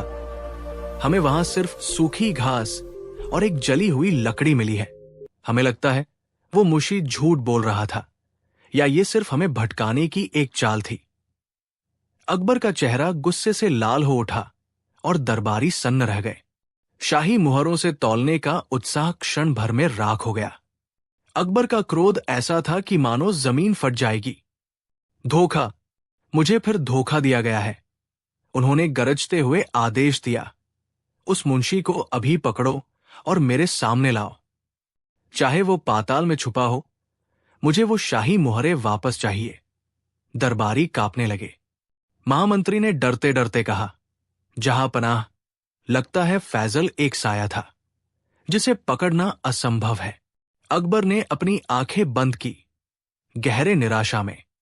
अचानक उनकी नजरें उस कोने पर पड़ी जहां बीरबल हमेशा शांत खड़े रहते थे, मानो ये पूरा घटनाक्रम उनके लिए सिर्फ एक मामूली नाटक हो। बीरबल, बादशाह ने कठोर आवाज में पुकारा, तुम इतने शांत क्यों हो? क्या तुमने इस मामले में कुछ सोचा है? मेरा राज्य खतरे में है और तुम मुस्करा रहे हो। बीरबल ने शालीनता से सिर झुकाया, माफी जहां पनाह, मैं मुस्करा नहीं रहा। मैं बस उस जली हुई लकड़ी के टुकड़े को देख रहा हूं जिसका जिक्र कमांडर ने किया था। बीरबल ने एक पल रुका और फिर कहा, यह सिर्फ एक भटकाव नहीं है जहां पनाह, यह फैजल का छोड़ा हुआ संकेत है। दरबार उत्सुकता से बीरबल की ओर झुक गया। अकबर ने तुरंत आज्ञा दी, संकेत? कैसा संकेत? विस्तार से बताओ। जहां पनाह, बीरबल ने शालीनता से समझाया, वो लकड़ी का टुकड़ा जलाया नहीं गया है, बल्कि एक खास उद्देश्य से झुलसाया गया है। यदि आप ध्यान से देखें तो जलने के निशान एक अधूरे चांद और उसके नीचे 3 अस्पष्ट बिंदुओं की आकृति बना रहे हैं। अकबर बेचैन हो उठे। ये कैसी पहेली है बीरबल? चांद और 3 बिंदु? हमारे संकट का इससे क्या लेना देना? हुजूर, ये फैजल का गुप्त हस्ताक्षर है। ये संकेत दे रहा है कि महल के गुप्त तहखाने, जहां राज्य के प्राचीन दस्तावेज रखे जाते हैं, जिन्हें हम अतीत का खजाना कहते हैं, वहां चोरी हुई है। चांद बताता है कि यह काम पिछली अमावस की रात को किया गया है। दरबार में फुसफुसाहट शुरू हो गई। कमांडर हक्का बक्का रह गया। बीरबल ने अपनी बात पूरी की और वे 3 बिंदु, जहां पनाह, उस तिजोरी के 3 ताले हैं जो अब टूटे हुए मिलेंगे। ये कोई साधारण चोरी नहीं, ये सीधे राज्य के इतिहास और भविष्य को खतरे में डालने की साजिश है। अकबर का माथा तन गया। उन्होंने तुरंत आज्ञा दी, अभी इसी क्षण गुप्त तहखाने की जांच की जाए और उस फैजल को जिंदा या मुर्दा मेरे सामने पेश किया जाए। दरबार में तुरंत अफरातफरी मच गई। गुप्तचर, अंगरक्षक और तहखाने के संरक्षक ऐसे भागे जैसे उन्हें किसी अदृश्य शक्ति ने खींच लिया हो। एक गहरा सन्नाटा छा गया जिसमें सभी की आंखें दरवाजे पर टिकी थी। 5 मिनट बाद मुख्य सुरक्षा अधिकारी पसीना पसीना, घुटनों के बल हाफता हुआ लौटा। उसके चेहरे की हवाइयां उड़ी हुई थी। जहांपनाह, आपकी आज्ञा सही थी, उसने कांपते हुए कहा। ताले टूटे हैं और वो शाही संदूक जिसमें पीढ़ियों से चली आ रही गुप्त इतिहास की पुस्तक रखी थी, जिसमें राज्य के सभी भविष्य के निर्णय दर्ज थे, वो गायब है। अकबर ने अपनी मुट्ठी भींच ली। ये केवल चोरी नहीं, राज्य पर हमला था। उन्होंने दहाड़कर कहा, बीरबल, तुमने चोर का पता तो अक्षर से लगा लिया, पर अब उस लुटेरे फैजल का पता बताओ। वो कहाँ छुपा है? क्या उसने दिल्ली की सीमा पार कर ली? बीरबल ने शालीनता से सिर झुकाया। नहीं, जहांपनाह, फैजल अभी भी यहीं है। वो जानता था कि दिल्ली से भागना असंभव है, इसलिए वो आपके सबसे सुरक्षित मगर सबसे अप्रत्याशित ठिकाने पर छिपा है। अकबर का माथा ठनका। उन्होंने अपनी स्वर्ण जड़ित तलवार की मूठ पर हाथ रखा। बीरबल, तुम पहेलियां बुना बंद करो। मेरे सबसे सुरक्षित ठिकाने का मतलब क्या है? खजाना या जनान खाना?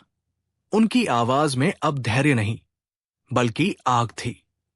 बीरबल ने अपनी उंगलियां मोड़ते हुए कहा, जहांपनाह, वो स्थान जहां सुरक्षा की सबसे ज्यादा जरूरत होती है, वही सबसे कम सुरक्षित होता है। फैजल जानता था कि गुप्त इतिहास की पुस्तक को कोई तहखाने में नहीं खोजेगा, क्योंकि ऐसी चीजें दरबार में खुलेआम पढ़ी जाती है। अकबर ने अविश्वास से उन्हें घूर कर देखा। जी हां, जहांपनाह, बीरबल ने पुष्टि की। फैजल ने खुद को पूरी तरह बदल लिया है। वो कोई चोर या मुसाफिर नहीं है, बल्कि आपके दरबार का हिस्सा है।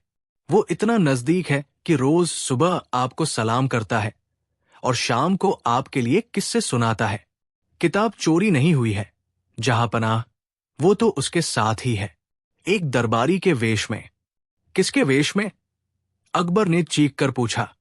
बीरबल की आंखें सीधे महल के शाही पुस्तकालय की ओर गई। वो व्यक्ति जो हर सुबह आपको मौसम की जानकारी देता है और आपकी कलम की स्याही तैयार करता है, आपका खास मुंशी अहमद फजल। दरबार में सन्नाटा छा गया। अकबर का माथा ठनका। क्रोध से उनका चेहरा लाल हो गया। उन्होंने उठकर अपनी तलवार की मूठ पर हाथ रखा। सिपाहियों, अहमद फजल को अभी और इसी वक्त गिरफ्तार करो। एक पल की भी देर नहीं। दरबार में मच गई भगदड़। अहमद फजल, जो शाही कलमदान के पास खड़ा था, एक पल के लिए कांप गया। उसका रंग पूरी तरह उड़ चुका था। उसके माथे से पसीना बहने लगा। वो पीछे हटने की कोशिश करने लगा, पर सिपाही बिजली की तेजी से उसकी ओर लपके। इससे पहले कि सिपाही मुंशी को बंदी बना पाते, बीरबल ने ऊंची आवाज में हस्तक्षेप किया। जहांपनाह, किताब की चोरी साबित करने के लिए मुंशी के कपड़ों की तलाशी ली जाए। उसने उस अमूल्य किताब को किसी संदूक में नहीं, बल्कि अपने कमरबंद में लपेटकर छिपा रखा है। उसका वेश ही उसका सबसे बड़ा झूठ है। अकबर दहाड़े, तलाश लो इसे। यदि बीरबल का एक भी शब्द असत्य निकला तो तुम्हारी खाल खिंचवा दी जाएगी। सिपाहियों ने तुरंत अहमद फजल को जकड़ लिया और उसके कमरबंद को टटोलना शुरू किया। एक क्षण बाद एक सिपाही ने आश्चर्य से हाफते हुए कुछ बाहर निकाला। वो कोई हथियार नहीं, बल्कि चमड़े में लिपटी हुई एक प्राचीन पांडुलिपि थी। वही ज्ञान की कुंजी। अकबर अवाक रह गए। अकबर ने तुरंत बीरबल को गले लगाया। माफ करना बीरबल, मैंने क्षण भर के लिए तुम्हारी बुद्धिमत्ता पर संदेह किया। उनकी आवाज में राहत और शर्मिंदगी थी। उन्होंने पांडुलिपि अहमद फजल से छीनकर सिपाहियों को आदेश दिया कि उसे कालकोर्री में डाल दिया जाए। अहमद फजल का चेहरा अपमान और हार से पीला पड़ चुका था। फिर बादशाह ने जिज्ञासा से बीरबल से पूछा, लेकिन बीरबल, ये बताओ कि तुम्हें कैसे पता चला कि वो ज्ञान को कमरबंद में छिपाएगा और उसका वेश झूठ है? मेरे सपने का इससे क्या संबंध था? बीरबल ने मुस्कुराते हुए कहा, जहांपनाह, आपके सपने में आपने देखा था कि ज्ञान का दरख्त सूखा हुआ था और उसके चारों ओर कीचड़ था। ज्ञान कीचड़ में छिपा था, यानी वो व्यक्ति जो सबसे पवित्र दिखने की कोशिश कर रहा था, वही सबसे बड़ा धोखेबाज था। जो व्यक्ति ज्ञान को प्रदर्शित करता है वो उसे छिपाता नहीं, लेकिन जो उसे चुराता है वो उसे शरीर के सबसे नजदीकी और छिपे हुए भाग में रखता है, कमरबंद में, क्योंकि उसकी असली पहचान अहमद फजल नहीं बल्कि सिर्फ एक चोर थी। अकबर ने सिर हिलाया। अब उन्हें अपने पूरे सपने का गूढ़ अर्थ स्पष्ट हो चुका था। बीरबल ने न केवल राज्य को बचाया था बल्कि उन्हें यह भी सिखाया था कि दिखावे पर कभी भरोसा नहीं करना चाहिए। दरबार में सब ने एक स्वर में बीरबल की जय जयकार की। अकबर अपनी गद्दी से उठे। उनकी आंखें गर्व और स्नेह से भरी थी। उन्होंने तुरंत बीरबल को गले लगाया और कहा, बीरबल, मैं तुम्हें क्या दूं? तुमने न केवल मेरी उलझन सुलझाई बल्कि राज्य को एक बड़े धोखे से भी बचा लिया। मांगो, तुम्हें क्या चाहिए? मैं तुम्हें सोने, मोतियों या जागीर से नवाजना चाहता हूं। बीरबल ने हाथ जोड़कर विनम्रता से मुस्कुराया। जहांपनाह, आपकी ये प्रशंसा ही मेरे लिए सबसे बड़ा पुरस्कार है। मुझे धन दौलत की लालसा नहीं। मुझे बस ये संतुष्टि चाहिए कि मेरा बादशाह चैन की नींद सो सकता है और ज्ञान की रोशनी हमेशा धोखे के अंधेरे पर भारी पड़ेगी। अकबर ने स्नेह से सिर हिलाया। उन्होंने महसूस किया कि बीरबल की बुद्धिमत्ता के सामने सचमुच हीरे मोती फीके थे। उस दिन से अकबर ने यह नियम बना लिया कि किसी भी व्यक्ति का बाहरी दिखावा या पद नहीं, बल्कि उसकी अंतरात्मा और उसके ज्ञान की परख ही उसकी असली पहचान होगी। दरबार में बीरबल का सम्मान और भी बढ़ गया, लेकिन इस घटना ने अकबर के मन में एक नया सवाल खड़ा कर दिया था। क्या वाकई हर बड़ी समस्या का हल इतना सरल हो सकता है? ये सोचकर वो अगले दिन बीरबल की परीक्षा लेने के लिए तैयार हो गए। अगले दिन दरबार में एक अजीब सी चुप्पी छाई हुई थी। बादशाह अकबर सिंहासन पर बैठे थे, लेकिन उनके चेहरे पर पिछली रात की नींद की कमी और गहन विचार की छाया स्पष्ट थी। उन्होंने बीरबल को इशारा किया और पूरे दरबार की निगाहें बीरबल पर टिक गई। बीरबल, अकबर ने अपनी आवाज को जानबूझकर गंभीर बनाते हुए कहा, मैंने पिछली रात एक ऐसा भयानक स्वप्न देखा है जिसने मेरे मन को अशांत कर दिया है। यह राज्य की सुरक्षा से जुड़ा मामला है और यदि इसका अर्थ न समझा गया तो अनर्थ हो सकता है। सभी दरबारी उत्सुकता से कानाफूसी करने लगे। अकबर ने वर्णन शुरू किया। मैंने देखा कि मेरे शाही महल के केंद्र में एक विशाल तराजू रखा है। एक पल्ले पर मेरे राज्य की सारी दौलत, सोना चांदी भरे हुए हैं और दूसरे पल्ले पर सिर्फ एक भूखा बीमार कुत्ता बैठा है और संतुलन बिगड़ा हुआ है। कुत्ता भारी है बीरबल, दौलत से भरा पल्ला हवा में लटका हुआ है। ये कैसा रहस्य है? इसका क्या मतलब है कि एक तुच्छ जीव मेरे पूरे साम्राज्य की संपत्ति पर भारी पड़ रहा है? दरबार में सन्नाटा छा गया। यह प्रश्न केवल मुश्किल नहीं था, बल्कि अपशब्दों से भरा एक अजीबोगरीब पहेली थी। बीरबल ने मुस्कुराने के बजाय पहली बार गहरी सोच में डूब गए। बादशाह की परीक्षा शुरू हो चुकी थी। बीरबल ने गहरी सांस ली। उनकी आंखें अब भी जमीन पर टिकी थी। उन्होंने धीरे से सिर उठाया। उनकी गंभीरता उनके होठों की मुस्कुराहट पर हावी थी। जहांपनाह, उन्होंने शांत किंतु गंभीर स्वर में कहा, यह स्वप्न आपकी दौलत की शक्ति नहीं बल्कि दौलत के असली उद्देश्य को दर्शाता है।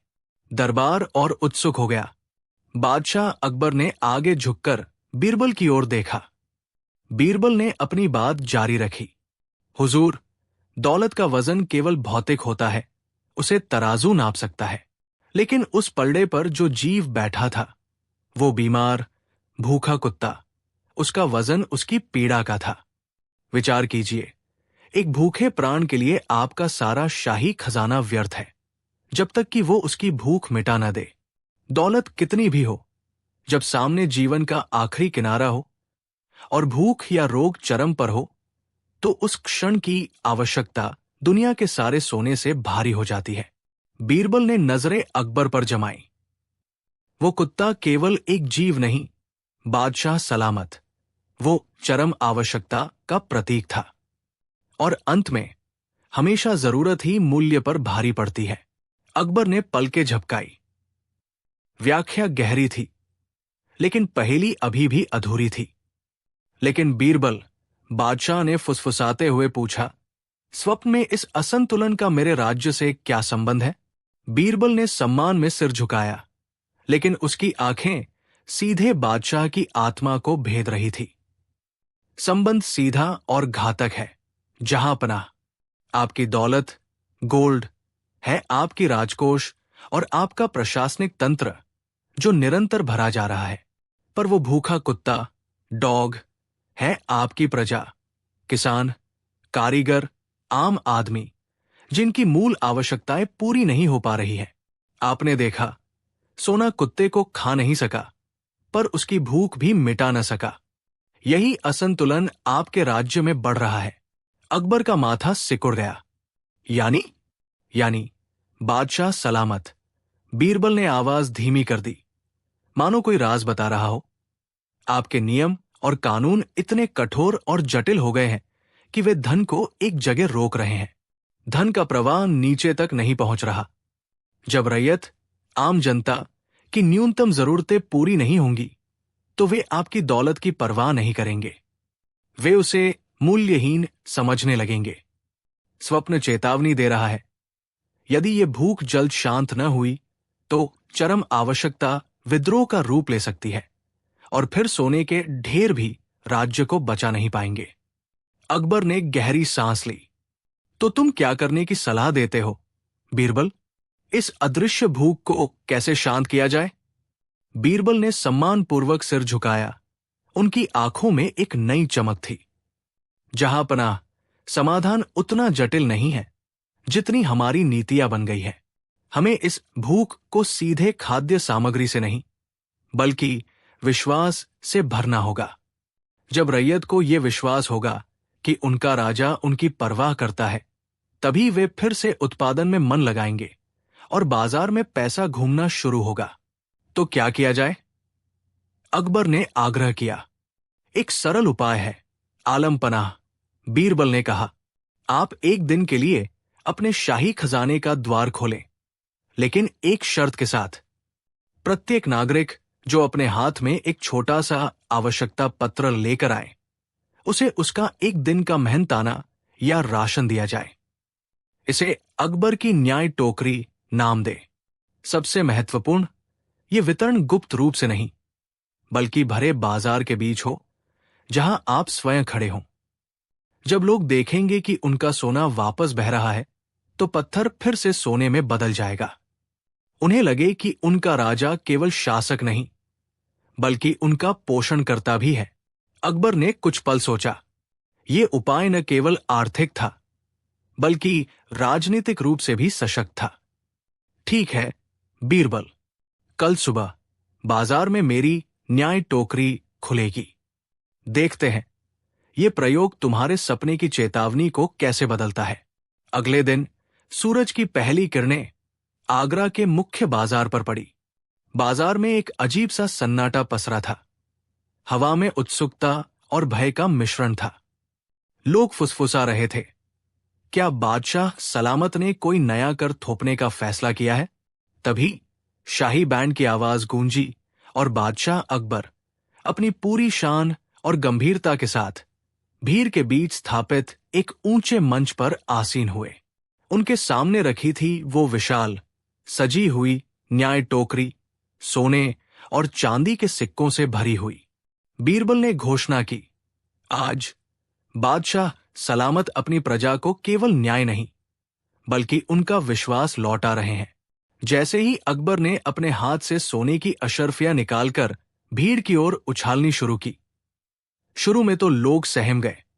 किसी ने सोचा भी नहीं था कि जब्त किया हुआ धन इस तरह सार्वजनिक रूप से वापस मिलेगा।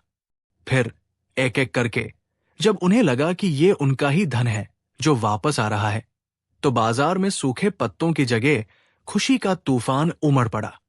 लोगों के दिल पिघल गए। अकबर का चेहरा, जो कल रात चिंता से भरा था, अब प्रजा के सच्चे प्यार से दमक रहा था। बीरबल का सपना अब हकीकत में बदल चुका था। पत्थर फिर से सोना बन गए थे। बाजार में जश्न थमने के कुछ दिन बाद शाही दरबार में शांति छा गई थी। अब राजकोष से नहीं, बल्कि प्रजा के चेहरों से खुशी बरस रही थी। एक शांत दोपहर अकबर ने बीरबल को विशेष रूप से अपने कक्ष में बुलाया। उन्होंने एक पुरानी मखमली कुर्सी पर बैठकर बीरबल की ओर देखा, जिनकी आंखों में हर बार की तरह एक रहस्यमय मुस्कान तैर रही थी। बीरबल, बादशाह ने कहा, उनकी आवाज में आभार और विनम्रता थी। तुमने मेरी चिंता तो दूर कर दी, लेकिन मेरे सपने का गहरा मतलब अभी भी मुझे बेचैन करता है।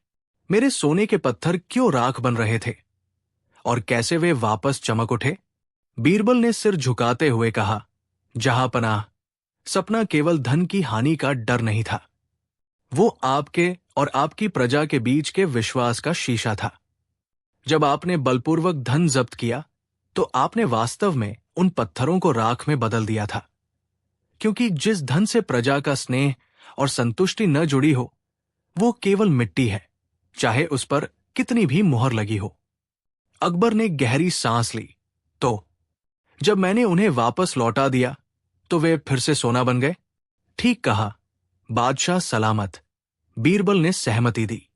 सोना भौतिक नहीं होता, ये प्रजा का प्रेम और संतुष्टि है, जो आपके शाही खजाने को असली और अमर मूल्य प्रदान करता है। अकबर के चेहरे पर एक अभूतपूर्व शांति छा गई। उन्होंने बीरबल की ओर देखा, जैसे पहली बार अपने वजीर को सही मायनों में समझ रहे हों। तुम्हारी बुद्धि का कोई मोल नहीं, बीरबल। तुमने केवल मेरे सपने का अर्थ नहीं बताया, बल्कि मुझे शासक और प्रजा के बीच की अदृश्य डोर का महत्व समझाया है। अकबर ने गहरी सोच में डूबकर कहा, तो बीरबल, जब मैंने सोने को बलपूर्वक छीना, वो राख बन गया। लेकिन जब मैंने उसे वापस कर दिया और वो फिर से सोना बन गया, तो वो राख कहाँ गई, जिस राख को देखकर मेरी प्रजा ने एक क्षण के लिए भी नफरत की थी? बीरबल मुस्कुराया और हाथ जोड़कर सिर झुकाया। जहांपनाह, वो राख भय और असुरक्षा की थी। बल के प्रयोग से अर्जित किया गया धन हमेशा संदेह और डर की धूल पीछे छोड़ता है, जो हर भौतिक वस्तु को मूल्यहीन बना देती है। लेकिन जब न्याय और प्रेम से वही धन वापस मिलता है, तो वो राख स्वतः ही घुल जाती है। आपके एक नेक कार्य ने वर्षों के डर को मिटा दिया और पीछे केवल विश्वास की अमर चमक रह गई। यही राजधर्म का असली खजाना है। इस व्याख्या को सुनकर अकबर ने अपने शाही मुकुट को छुआ और गहरे आत्मविश्वास से भर गए। अब वे केवल सम्राट नहीं थे, बल्कि अपनी प्रजा के विश्वास के रक्षक भी थे। उन्होंने तुरंत एक शाही फरमान जारी करने का आदेश दिया। जिसके तहत राज्य के उन सभी विवादित करों को तत्काल प्रभाव से समाप्त कर दिया गया, जो प्रजा पर अनावश्यक वित्तीय और मानसिक बोझ डाल रहे थे। ये आदेश सुनते ही दरबार में एक पल के लिए सन्नाटा छा गया। मंत्रियों को लगा कि सम्राट राजकोष का नुकसान कर रहे हैं, लेकिन बीरबल ने मुस्कुराकर सिर झुकाया। अगले ही दिन ये शाही घोषणा पूरे साम्राज्य में नगाड़ों और ढोलों के साथ की गई।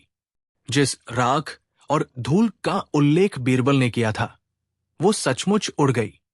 दूर दराज के गांवों में, जहां वर्षों से किसानों ने अपने छोटे खजाने डर के मारे जमीन में गाड़ रखे थे, वहां अब लोग गर्व से अपना बचा हुआ धन बाहर निकालने लगे। ये फरमान सिर्फ आर्थिक माफी नहीं था, ये न्याय की वापसी थी। अकबर का शासन अब केवल एक साम्राज्य नहीं था, वो अपनी प्रजा के अटूट विश्वास पर टिका रामराज्य बन चुका था। इस घटना के बाद बीरबल की बुद्धिमत्ता की चर्चा